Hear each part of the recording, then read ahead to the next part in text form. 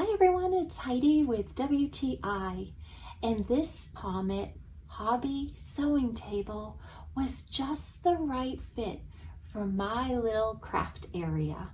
The most important feature for me was that it was large enough to accommodate my Janome Skyline S3 sewing machine. It has plenty of desktop to accommodate not only the sewing machine, but also accessories. I also have my serger on the table as well as my thread. It's very comfortable to sit at. It's easy to reach the foot pedal of my sewing machine when I'm sitting at it. It was very easy to assemble, but it's very sturdy, which is important when you're using a sewing machine. It has a leaf on one side that you can either keep up or put down. So if you have a smaller space, you could certainly put that down and fit it in a smaller area.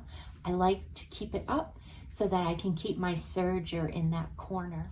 I'm just so pleased with the look and function of this Sew Ready Comet Hobby Center. It's made storing and using my sewing machine very easy and convenient. And that's my point of view.